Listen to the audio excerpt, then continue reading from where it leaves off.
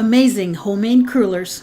Let's see what's cooking. It's time for Yo-Yo Makes 12. Hello everyone, starting off with a medium-sized saucepan over medium-high heat, adding 1 cup of water and a half a cup of butter. Stir that until the butter melts and until the mixture comes to a boil. Once it's boiling, remove it from the heat and add in a half a teaspoon of salt and 1 cup of all-purpose flour.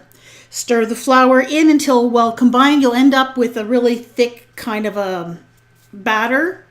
Just stir until you can't see any more flour in the pan.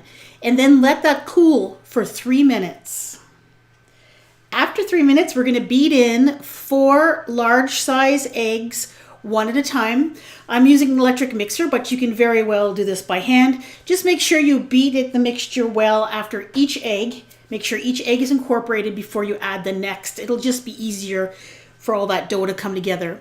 And when you're done, you'll end up with this really sticky and thick batter. Now what I did is I cut out about a dozen little squares of parchment, about 3 by 3 inches in size. I sprayed them with a little bit of cooking spray. I put the batter in a piping bag and I made sure there was an extra large star tip on there. And then I just piped out little donut shapes or circle shapes, making sure that the ends are connected so that everything stays together. You'll end up about a dozen crullers with this recipe. So once those are all piped out, we're ready to cook these up. You will need some vegetable oil. I put mine in a saucepan. You can put them in a deep fryer, whatever you'd like.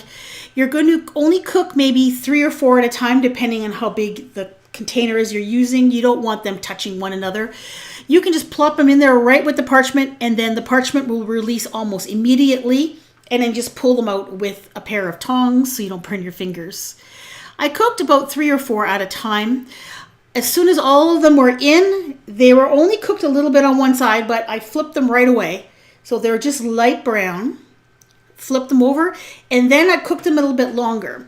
Now, I'm going to show you close up here. This is sped up, but you can see as they cook, they're going to puff right up, and you're going to get a little bit of cracking on the surface, and you'll get some of that batter from the inside coming out. You want that to happen because you want these to puff up and to be nice and big. Then I flipped them over to cook that batter that had come out a little bit so that they were nicely golden brown. I let them drain on some paper towels for a couple of minutes, and then I transferred them to a rack. Now the glaze I'm using is just 2 cups of powdered sugar, half a teaspoon of vanilla extract, and I added a little bit of lemon extract, but the flavoring is completely up to you. And then you're going to add enough milk to get a glaze consistency to your powdered sugar. So just add a little bit of milk at a time until you get something that you can pour that's thin enough to pour, but you don't want it so thin as it just runs all over the place either. You want it to stick to your crullers. So once that's done, I just poured them on. I just poured that glaze right on top of the crullers.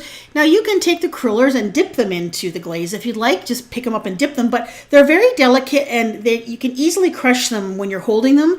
I just found this was easier. I put them on a rack, the excess dripped off, and then just let them sit and the glaze will harden and the glaze will dry up a little bit so that you can pick them up and you won't have sticky glaze all over your fingers. And behold, the completed homemade cruller. Now, if you've never had one before, what are you waiting for? Go out and buy one and try one, because these are, in my opinion, one of the best donuts you can buy at your donut shop. They're kind of crispy on the outside, and the insides are like little deep fried angel wings. They are light and airy, and there's big pockets of empty space. So you have the crunchy outside and then a squishy, feathery, soft inside with the glaze. These are so good.